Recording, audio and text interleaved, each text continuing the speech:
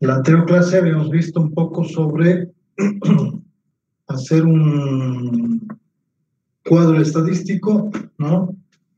Un cuadro estadístico cuando teníamos variables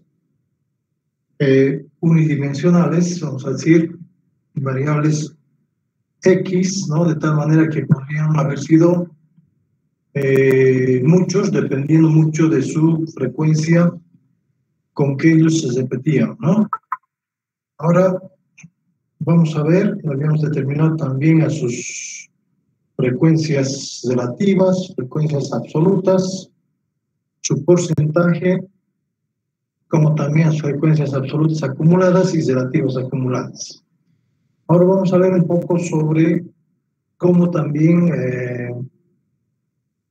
formar, vamos a decir, o construir una tabla estadística cuando tenemos datos que son bastante, son continuos, son muchos datos, y estos datos había que transformarlos en intervalos de clase. Ahora vamos a ver con intervalos de clase cómo formamos, dice, o cómo construimos una tabla de frecuencias absolutas. A ver, vamos a ver entonces lo siguiente. Vamos a colocar la que decimos tablas de frecuencias para datos agrupados en intervalo de clase. Tablas de frecuencias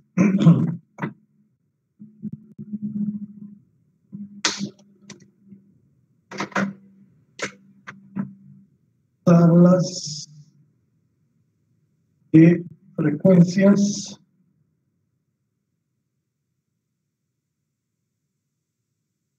para datos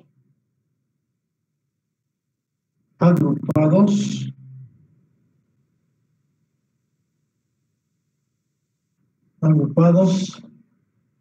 en intervalos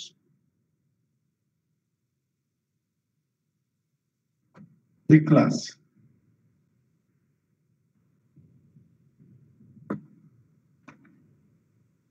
¿Listo? Y decimos lo siguiente, a ver.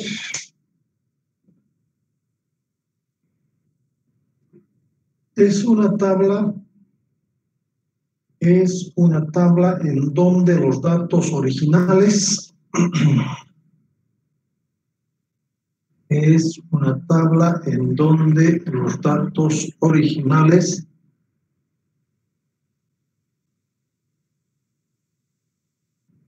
se clasifican en intervalos de clase,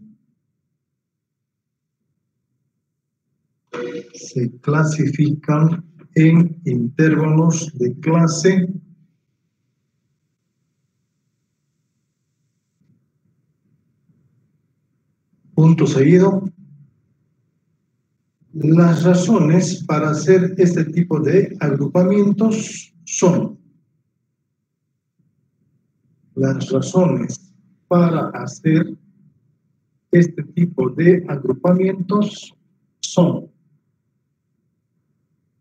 dos puntos aparte, inciso A,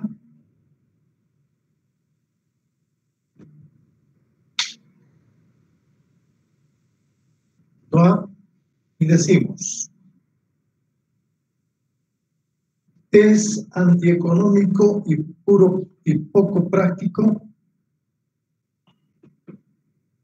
Es antieconómico y poco práctico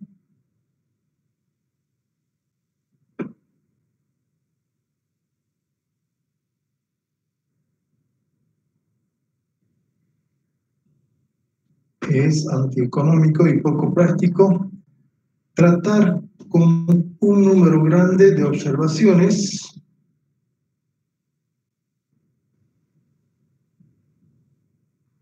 es antieconómico y poco práctico tratar con un número grande de observaciones distribuidos en muchos puntajes.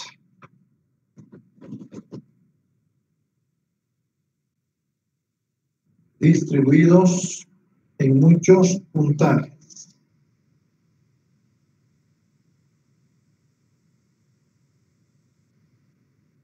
Inciso B.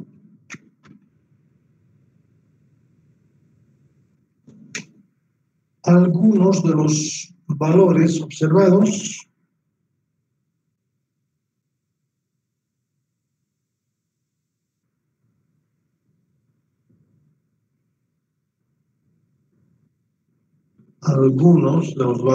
observados tienen asociado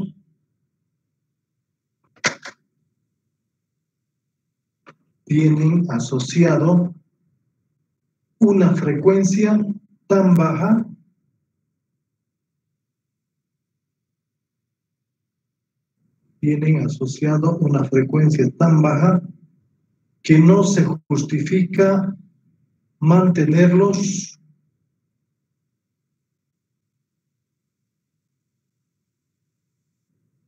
que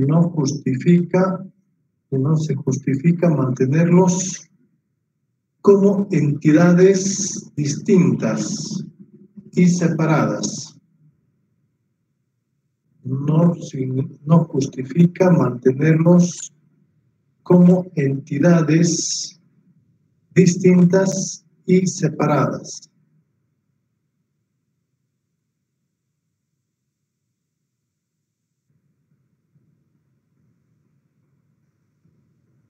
Punto aparte. No cabe duda de que al tomar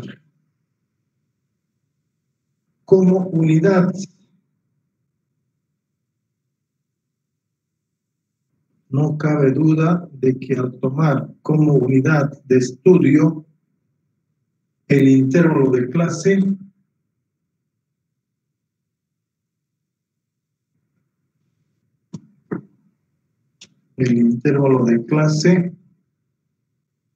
y no cada uno de los valores de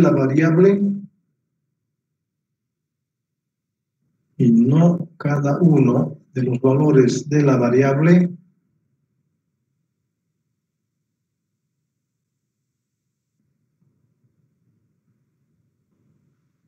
nos va a suponer una simplificación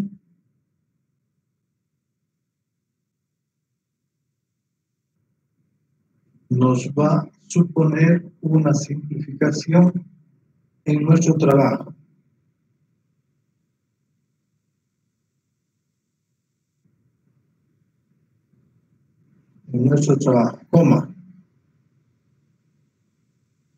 Pero a la vez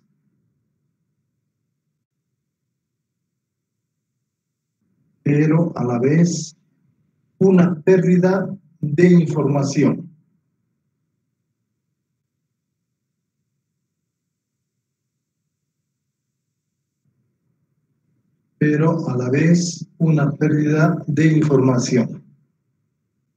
Punto aparte. Hemos de elegir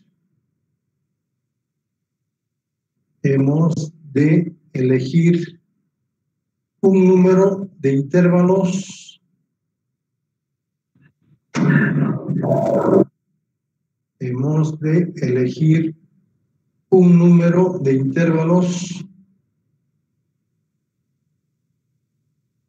que equilibre estos dos aspectos.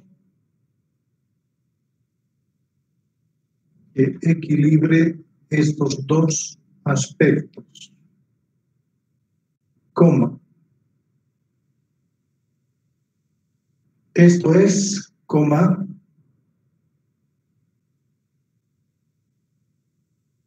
que se evite el detalle innecesario.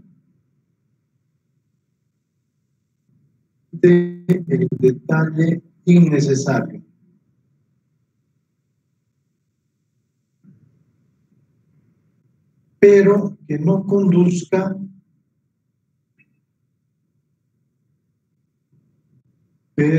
no conduzca a la pérdida de más información.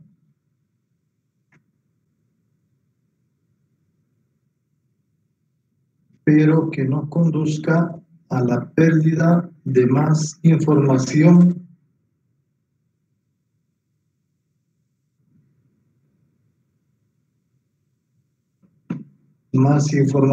de la que puede ser convenientemente ignorada.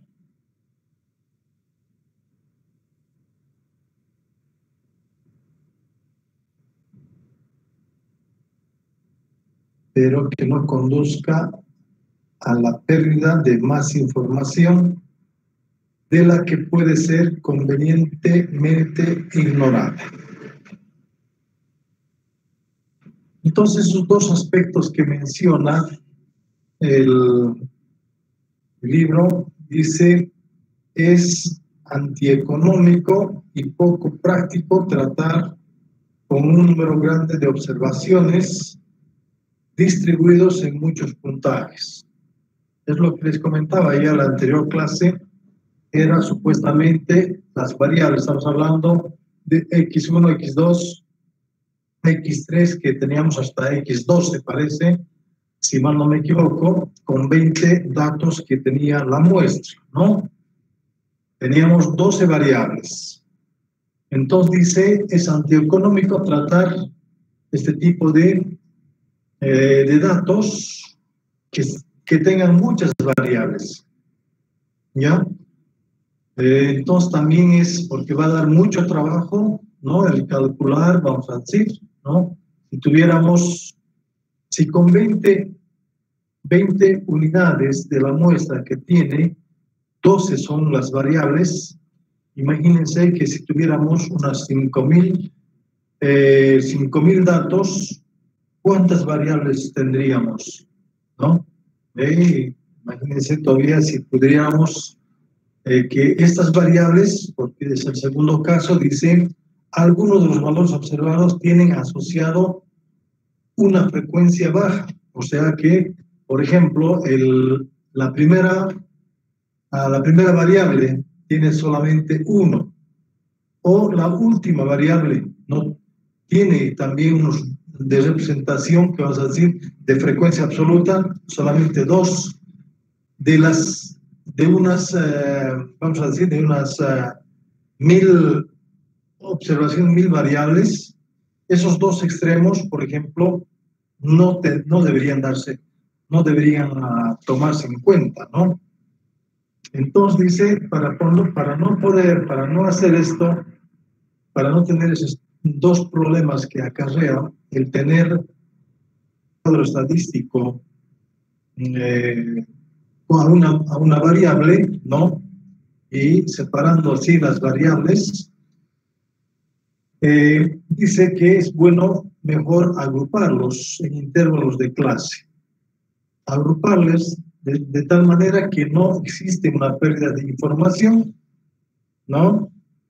Una pérdida de información, y tratar más bien de que todos los datos sean de variable más que todo, en los intervalos que vamos a describirlo, van a ser lo más homogéneo posible que se pueda. ¿Listo?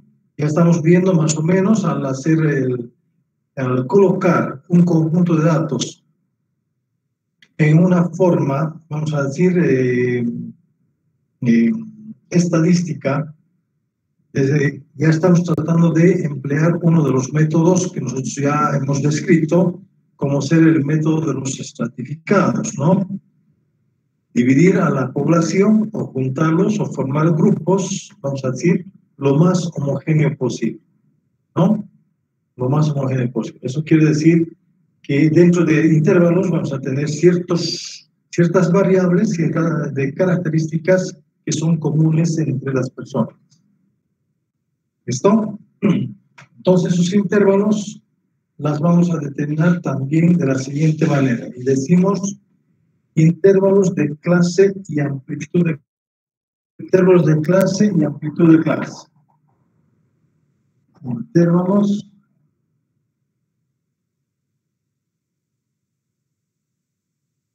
de clase y amplitud de clase.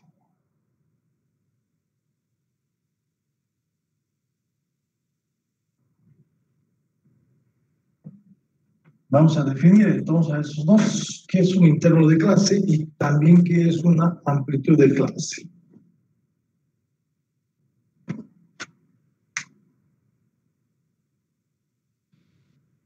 Decimos un símbolo que define una clase,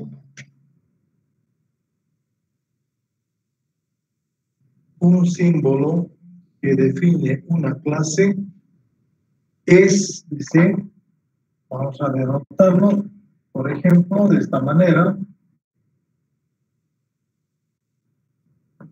¿sí? Se conoce como intervalo de clase. Se conoce como intervalo de clase. Coma. Los intervalos que forman el intervalo, los números que forman el intervalo, 50, 60, son los límites de clase. Coma.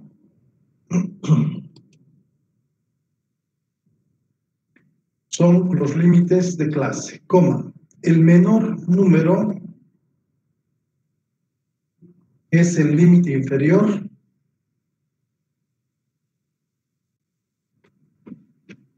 y el mayor viene a ser el límite superior.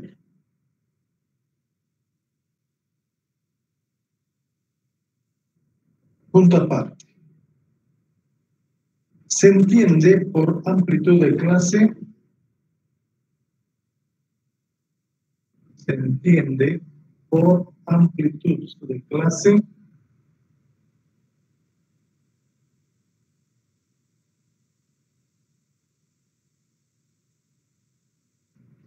coma, a la diferencia que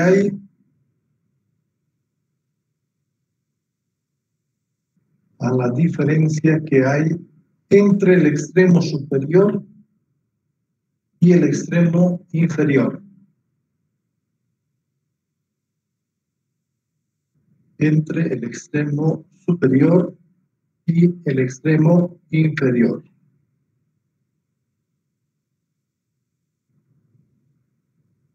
De cada intervalo de clase.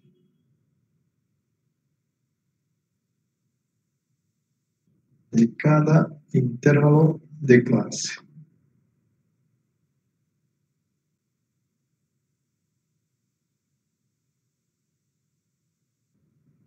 Por tanto, podemos tener dos casos. Por tanto, podemos tener dos casos. Si son amplituds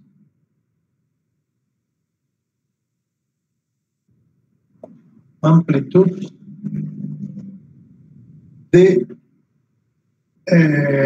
amplitud constante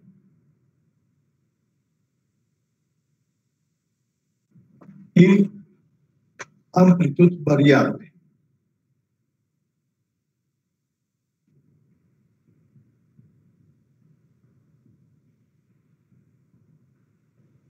Amplitud variable.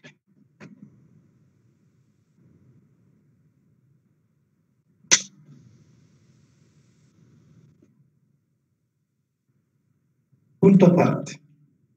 Según se elijan en el estudio, según se elijan en el estudio,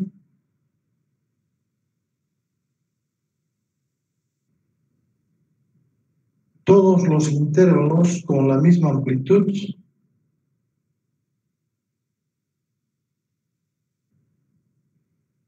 todos los intervalos con la misma amplitud o con amplitudes diferentes.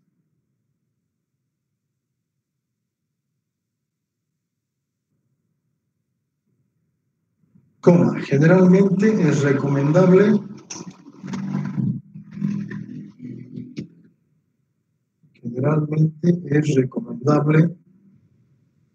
que todas las clases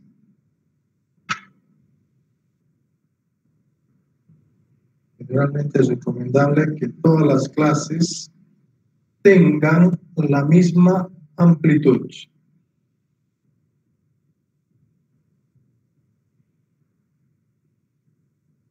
Tenga la misma amplitud.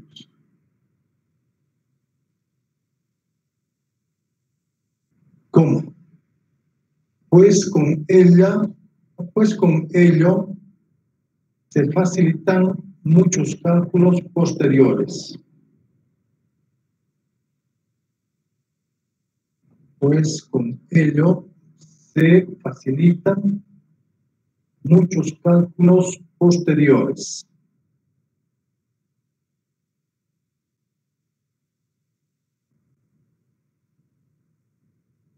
Coma, en algunos problemas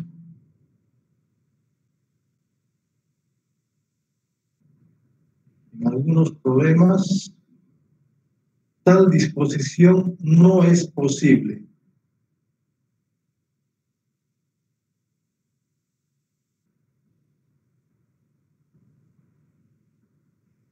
Tal disposición no es posible. Punto seguido. Ya que sus límites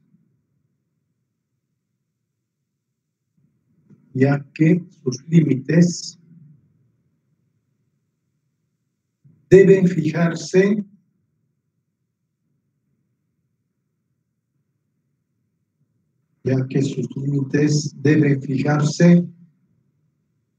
de acuerdo a los datos que se estudian.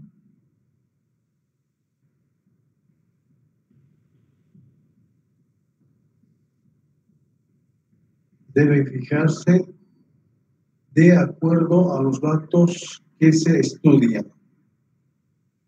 Y al número de clases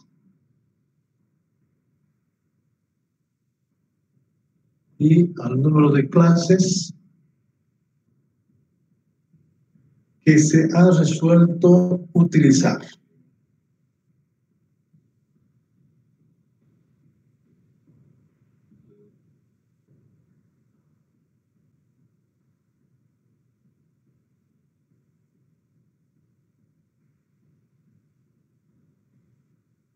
Bueno, como habíamos dicho, los intervalos de clase son, vamos a denotarlo como si fueran unos intervalos semiabiertos. Sabemos que los intervalos en una recta real están representados, ¿no?, a través de dos puntos, donde estos pueden estar cerrados o abiertos. En este caso, para la parte de estadística, lo vamos a caracterizar intervalos que van a ser cerrados en una primera instancia y abiertos en el otro extremo. Tenemos dos extremos que vienen a ser el límite superior de clase, que no va a estar incluido en este intervalo, y el límite inferior de clase, que sí estará incluido en dicho intervalo. ¿Listo? Entonces, estos límites hacen con que tengamos variables lo más homogéneo posible entre el límite inferior y el límite superior. Estos límites, pueden tener, amplitudes, y una amplitud lo hemos definido como si fuera a la diferencia del límite superior de clase menos el límite inferior de clase. En este caso vendría a ser 60 menos 50, 10 vendría a ser la amplitud de clase de ese intervalo. ¿Listo? Entonces, en el conjunto de datos que nosotros vamos a tener dentro de una tabla estadística, bien podemos tener, todas ellas en función de una amplitud constante o también todas ellas en función de una amplitud variable. No podemos también a veces, de acuerdo a los datos que se estudia y de acuerdo a la investigación, bien podemos también tener amplitudes diferentes, ¿no? O sea, en un intervalo con una amplitud y en ese caso vendría a ser amplitud de variable que estaría variando constantemente en los diferentes intervalos de clase que se tienen. ¿Listo? Entonces, a eso vamos a llamar amplitud de clase y amplitud, vamos a decir, intervalo de clase. Mayormente en la práctica se utiliza, se trata de utilizar más que todo una amplitud constante, donde los elementos o las características de estudio son lo más homogéneo posible dentro del intervalo. ¿Listo?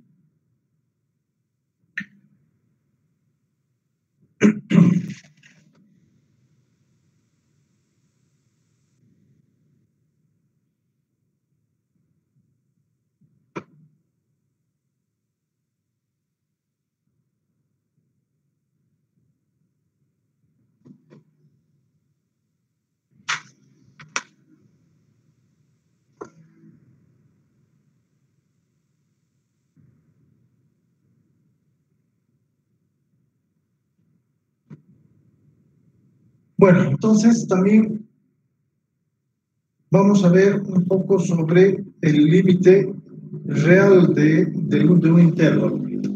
¿Qué es el límite? Vamos a decir, límite real de un intervalo. Aquí vamos a llamar el límite real de un intervalo. Lo vamos a definir de la siguiente manera. El límite real de un intervalo de clase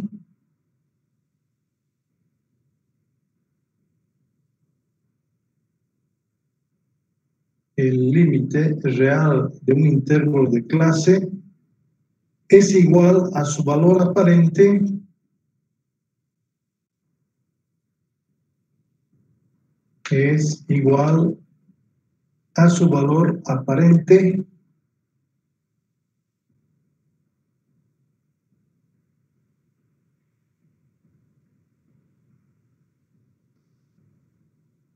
más o menos una mitad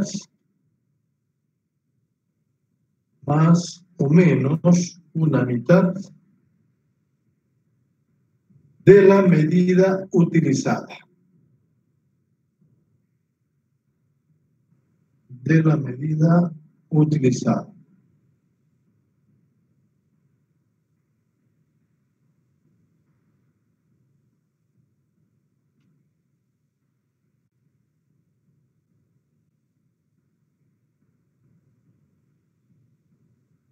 Entonces, por ejemplo, si yo tuviera, vamos a decir, intervalos como ser, por ejemplo, de 50 a 60, luego,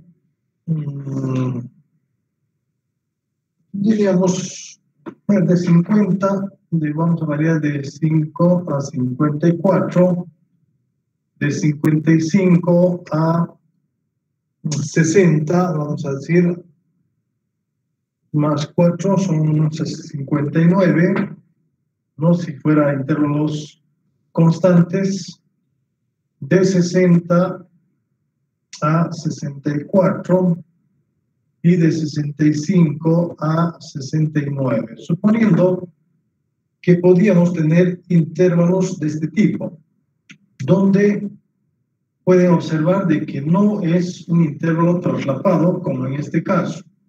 Intervalos traslapados indicamos cuando tenemos intervalos que van a ser dados, varios intervalos, donde este valor superior, del límite superior, se repite en el segundo intervalo, que va a ser cerrado en 60 hasta 70, ¿no?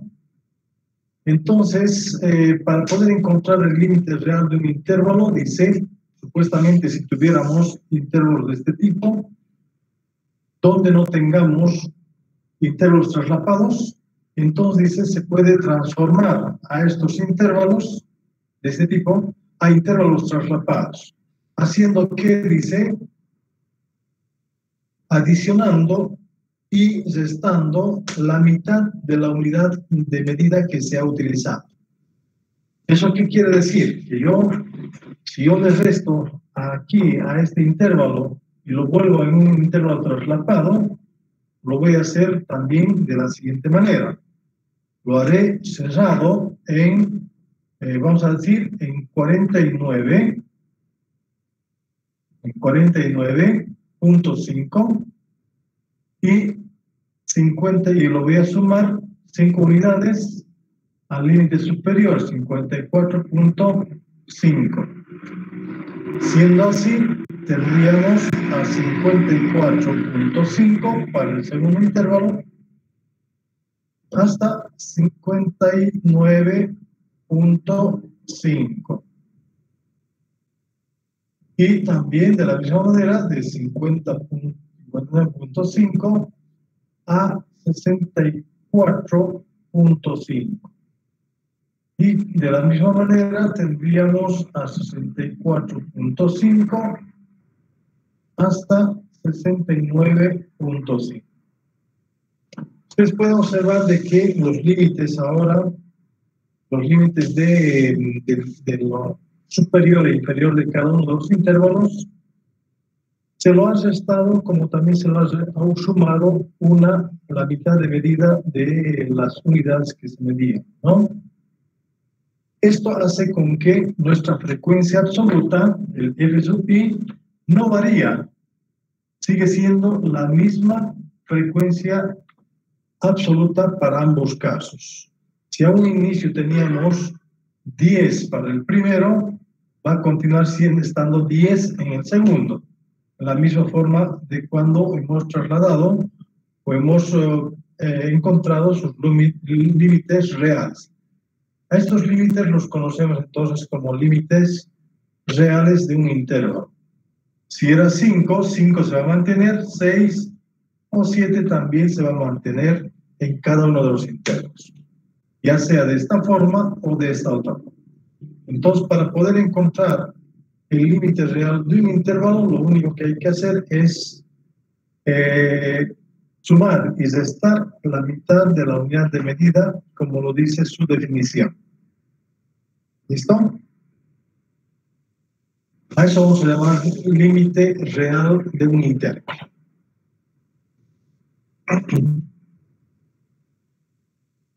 Bueno, vamos a ver las reglas, una regla general para la construcción de una distribución de frecuencias de una variable agrupadas en intervalos de clase. ¿Ya? Entonces, regla general para la construcción, vamos a poner regla general para la construcción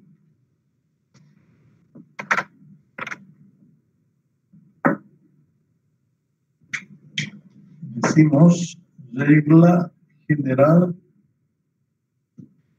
para la construcción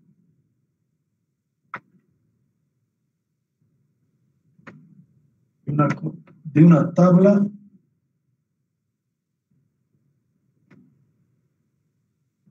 de frecuencias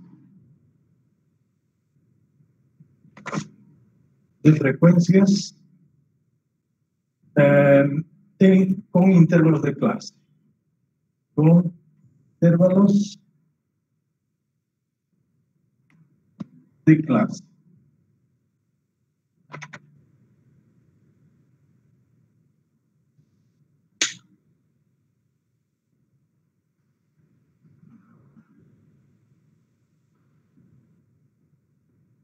Entonces, para construir esta tabla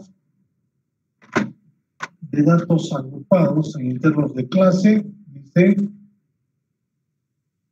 lo que se hace es, primeramente, determinar el rango, ¿no? Que ya lo habíamos definido anteriormente. Uno, entonces,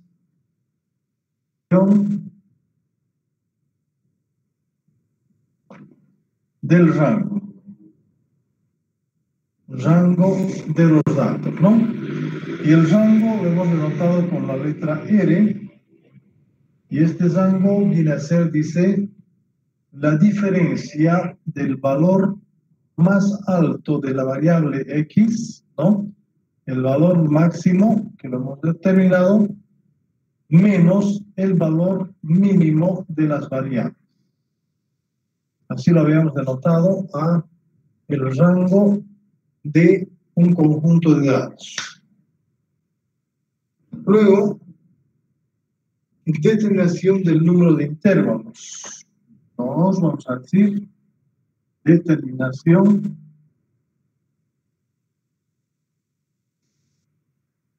del número de intervalos.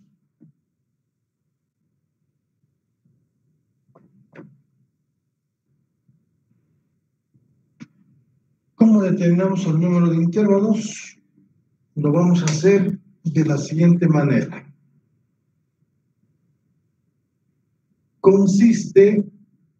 Voy a editar, consiste en dividir el rango de un número,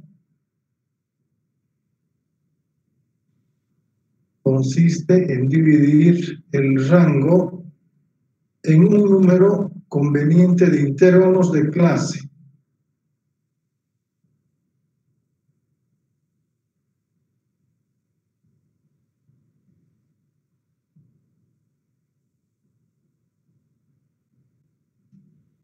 El rango consiste en dividir el rango en un número conveniente de intervalos de clase, coma, generalmente del mismo tamaño. Generalmente del mismo tamaño.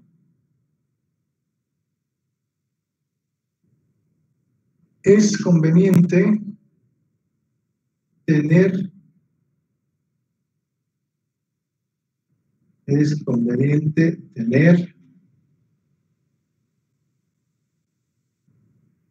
entre 5 y 20 intervalos de clase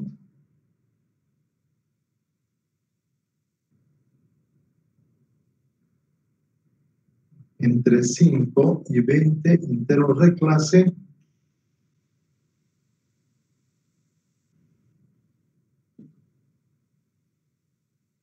entre más datos se tengan. Entre más datos se tengan, coma, más intervalos de clase deben considerarse.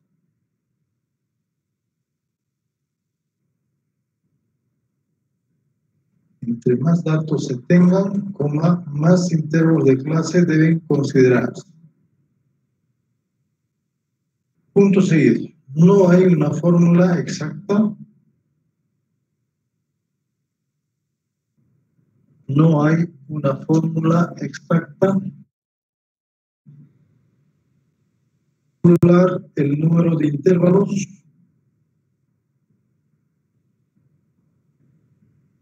Para calcular el número de intervalos.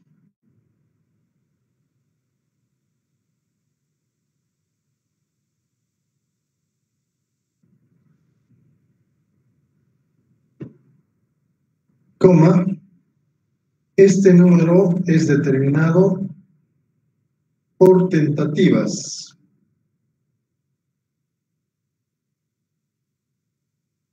Este número es determinado por tentativas y aproximaciones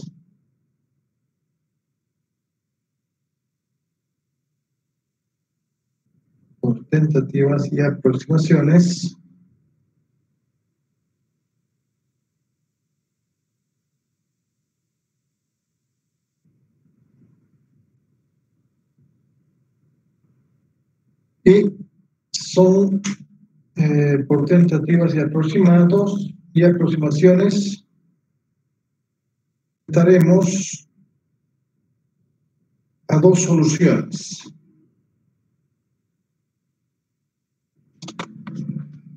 La utilización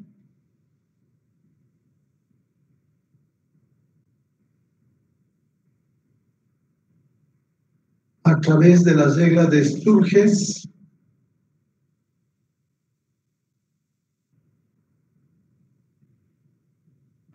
que dice el número de intervalos K, llamado así, va a ser igual a 1 más 3.3 logaritmo decimal de el valor de n, del valor de n. 3.3 o 3. Varían, parece, de libro a libro, del 3.22, dice. Vamos a ponerlo como 3.22. ¿Ya? 3.22 logaritmo en base decimal de n. Como también dice, podemos calcular el número de clases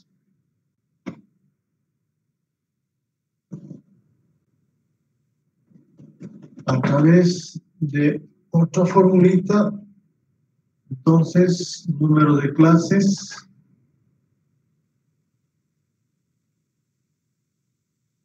que dice que el valor de K también la puedo calcular como a la raíz de n. La raíz de n para n mayores a 50 datos. Para n con n mayores a 50.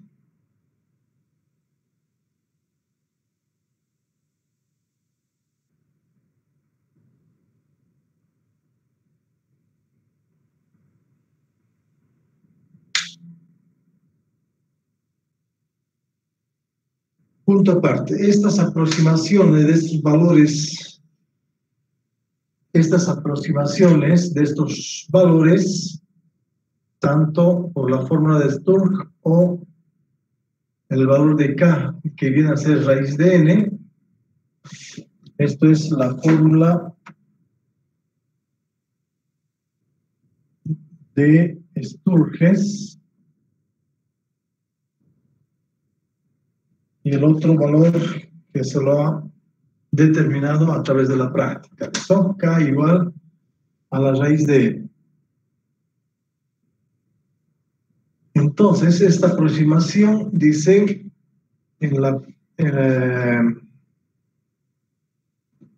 si son valores reales con decimal,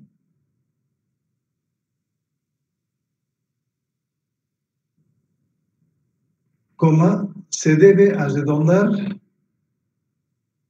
al entero inmediato mayor. Y estos valores del número de clases que se está determinando a través de la fórmula de Sturm o a través de la raíz de n, dice, entonces son números reales con decimales, entonces se le debe aproximar, dice, a un valor entero mayor al que se tiene. ¿No? Entero inmediato mayor. 3. Determinación del tamaño de los intervalos. Determinación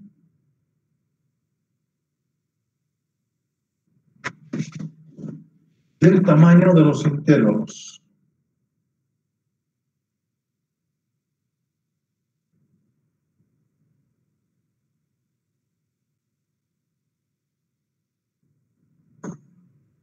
Determinación del tamaño de los intervalos.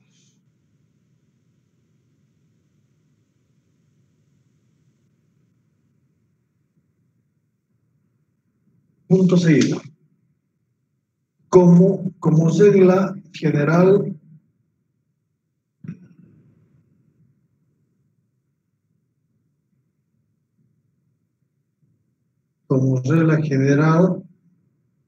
para encontrar la longitud de los intervalos de clase,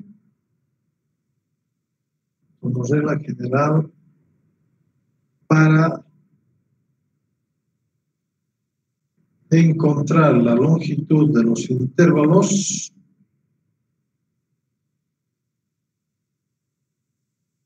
se debe dividirse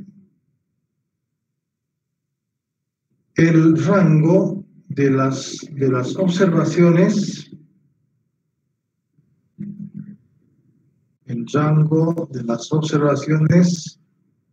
entre el número de intervalos de clase.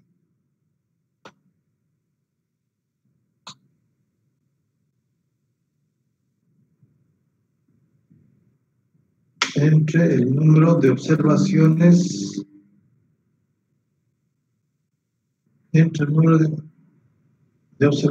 ¿no?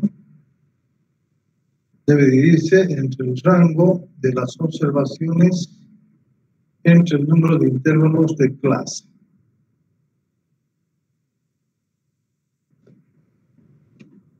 El cual viene a ser la amplitud de clase. Entonces, vamos a decir, amplitud de clase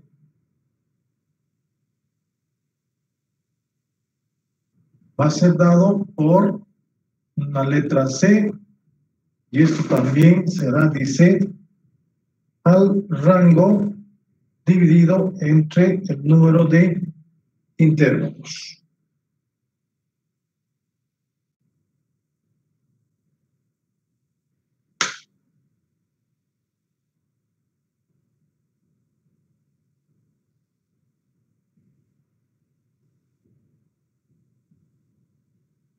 A eso vamos a llamarle también entonces con la letra C, y que va a ser el cociente del rango de los datos sobre el número de intervalos que se ha denotado a través de la fórmula de Sturm o a través de la raíz de n.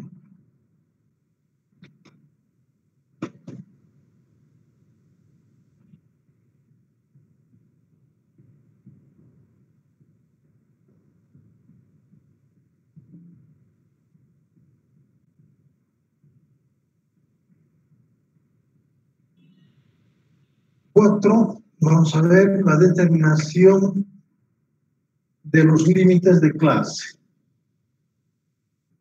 4. Determinación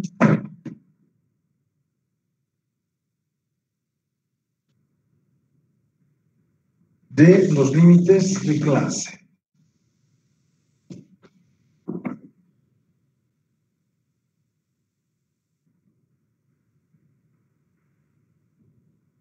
Límites de clase.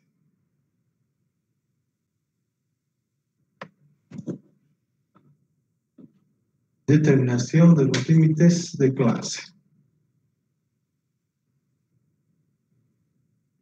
Se debe tomar el resultado numérico.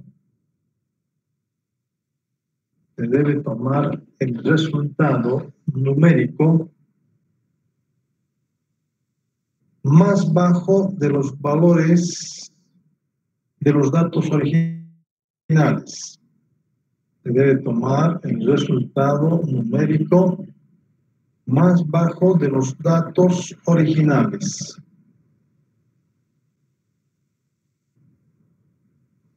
Como el límite inferior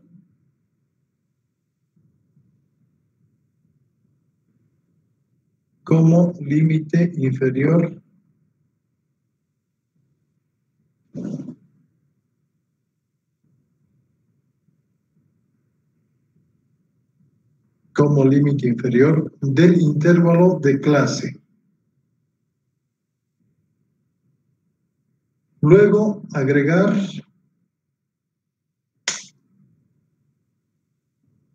la amplitud de clase. Luego, agregar la amplitud de clase para obtener el límite superior de dicha clase.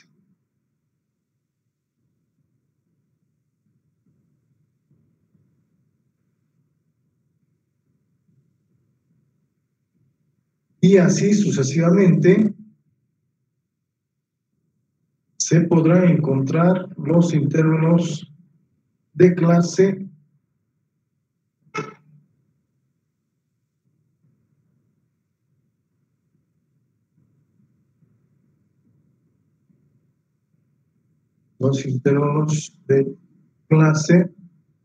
traslapados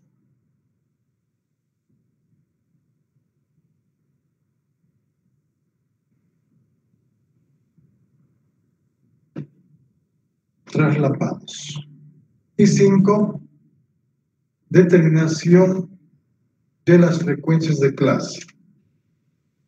5, determinación de las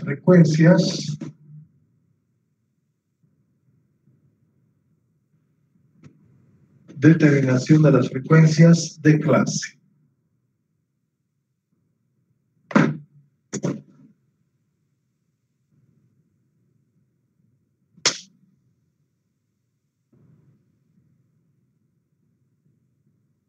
Consiste en determinar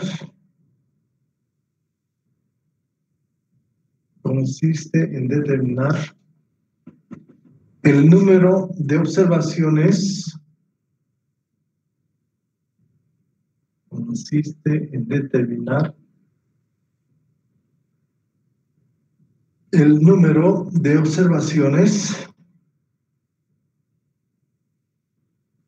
que caen en cada intervalo de clase.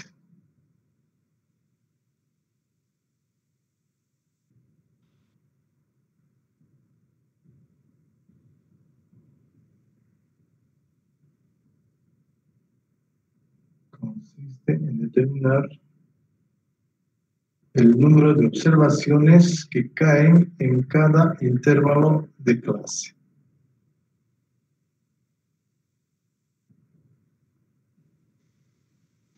¿Listo? Entonces es la forma, dice, de construir una tabla estadística con intervalos de clase, ¿no? Lo primero que hacemos es determinar el rango. Y el rango viene a ser el máximo valor de las variables, el mayor valor de las variables, ¿no? Menos el mínimo valor de dichas variables. Luego determinamos, dice, al número de intervalos. Y el número de intervalos lo determinamos a través de la fórmula de Sturz o a través del valor de K, de la formulita K igual a la raíz de N, que mayormente utilizamos cuando los datos son mayor a 50. ¿Listo? Luego, determinado, decía, este valor de K, si es el número de intervalos, es un valor real, ¿no? Es un valor numérico real, entonces dice que se debe aproximar al mayor entero del valor de K. O sea, si era 7,1 o 7,2, con seguridad tendría que arredondarlo, vamos a decir, al entero mayor, que viene a ser 8, ¿no? Si es 7.1, 7.2, directamente a 8 podría ser, considerando como 8 el número de intervalos, 8 intervalos. ¿No? Porque no tenemos el número de intervalos, en este caso, no pueden ser racionales, ¿no? Deberían ser números enteros, son valores numéricos enteros. Luego, encontrado, dice, el número de intervalos, pasamos a determinar el tamaño de los intervalos. Y el tamaño de los intervalos lo determinamos, dice, a través del cociente del rango sobre el número de intervalos que se ha podido determinar. A eso lo conocemos como la amplitud de clase. Amplitud de clase, que también es el valor, es el mayor valor de la clase menos el mínimo o ¿cómo? La amplitud de clase viene a ser dado por el rango sobre el número de clases, ¿no? Supuestamente este rango también viene a ser, dice, igual a ¿quién? Esta amplitud de clase es la diferencia entre el límite superior y el límite inferior de clase, ¿no? Que lo habíamos denotado como también amplitud de clase. Entonces, al encontrar esta amplitud de clase que viene a ser el rango sobre el número de intervalos, podemos determinar, dice, sus límites de cada clase, de cada intervalo de clase. Y como determinamos, colocando como el mínimo valor, ¿no? El menor valor o el límite inferior de las variables, ¿no? Como límite inferior de clase. Luego a este límite inferior de clase lo aumentamos la amplitud para poder encontrar el límite superior de dicha clase. Como estos intervalos son traslapados, entonces ese límite superior de la primera clase va en la segunda clase a adquirir como límite inferior de la segunda clase, ¿no? Del segundo intervalo de clase. Más la amplitud, estaríamos hablando nuevamente de el límite superior del segundo intervalo de clase, ¿no? Y así sucesivamente podríamos determinar entonces también los límites de clase. Luego, por último, tendríamos la determinación de las frecuencias de clase. Supuestamente los límites de clase estarían, vamos a decir, formados por un límite superior y un límite inferior, y entre esos dos límites seguramente debe existir algunas observaciones, ¿no? Que van a estar, que van a ser parte de dicho intervalo. Esas observaciones son las características comunes en estudio, ¿no? Y de esa manera estaríamos nuevamente encontrando o determinando una tabla de estadística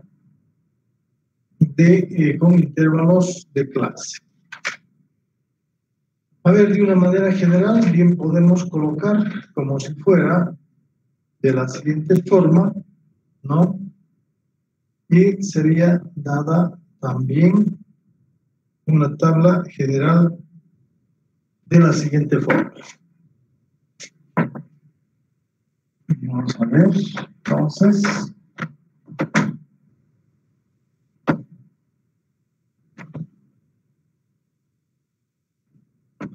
Al igual como habíamos visto, una tabla de distribución, ¿no? A una variable.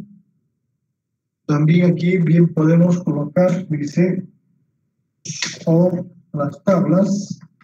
Ya sabemos que deben tener un título, ¿no? Las tablas deberían tener un cuerpo propiamente dicho y también sus notas explicativas, ¿no? Supuestamente el título, el cuerpo propiamente dicho,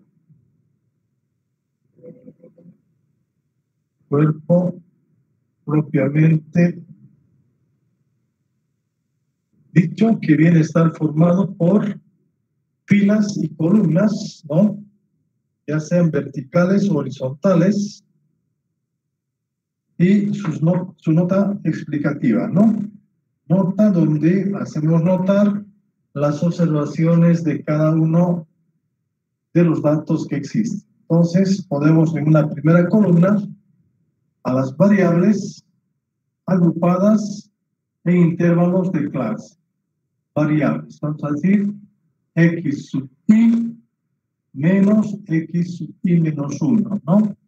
Donde voy a tener a x1, a x2, como lo hemos denotado, hasta un x sub k, ¿no? Intervalos que no serían en x1, ¿no? Serían, a ver, tendríamos a la diferencia donde podríamos colocar como si fuera x sub prima 1 menos x sub 0, ¿no? Luego x sub 1 prima menos x sub 2, ¿no? Y también x sub 2. Estos van a ser intervalos traslapados, ¿no? Supuestamente deberían venir de esta forma, así, representados, menos x sub 3 prima, ¿no? Y así sucesivamente hasta un intervalo donde contengamos a los intervalos, vamos a decir, un x sub m menos un x sub m menos 1, ¿no? También en forma de intervalos traslapados. Y luego tendríamos las diferentes variables, como ser sus frecuencias absolutas, el F1, F2, F3, hasta un F sub K, ¿no? Y ya habíamos dicho que la sumatoria también de estos viene a ser igual, las F sub K va a ser igual al número de observaciones. Tenemos a las frecuencias absolutas acumuladas, tenemos también a las frecuencias relativas acumuladas, ¿no? Como también el producto de una frecuencia relativa multiplicado por 100 me va a dar también el porcentaje de cada uno de los intervalos de clase que nosotros vamos a tener. La única diferencia es entonces en los intervalos, ¿no? Ya sabemos que también en las frecuencias absolutas acumuladas, ¿no? Viene hasta un F sub K, que viene a ser igual al número de observaciones, ¿no? H sub 1, H sub 2 y a sus propiedades estamos viendo hasta un H sub K, donde la sumatoria de estos H sub K viene a ser igual al máximo valor, que va a ser igual a 1, ¿no? 1,0. También sus frecuencias acumuladas relativas tendríamos H1, H2, hasta un H sub K, que viene a ser igual al máximo valor, que va a ser 1, ¿no? Y luego tendríamos al 100% de las frecuencias relativas. La sumatoria de H sub 1 por 100, siendo ese el porcentaje de cada uno de los intervalos, la sumatoria de todos los intervalos tiene que darme el 100%. ¿Listo? ¿Alguna pregunta, jóvenes?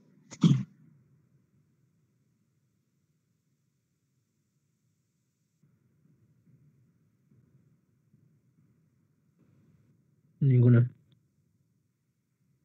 No hay preguntas. Entonces, también ya estamos nuevamente ya en hora, nos ha pisado el tiempo y quedaríamos aquí, jóvenes. Si no hay más preguntas, entonces quedamos aquí. Ya en la próxima clase y hacemos un poco de ejercicios sobre esta parte de el cuadro estadístico con intervalos de clase.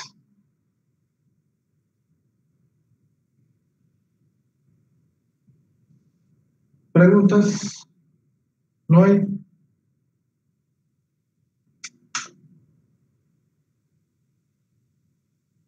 Bueno, si no Todo hay... claro, ¿Cómo? todo claro. Ya. Entonces, si no hay más preguntas, nos vemos el día jueves, ¿no? Jóvenes, hasta el día jueves entonces. Hasta luego, Inge. Hasta luego, Inge. Ya, chao, chao. El día jueves.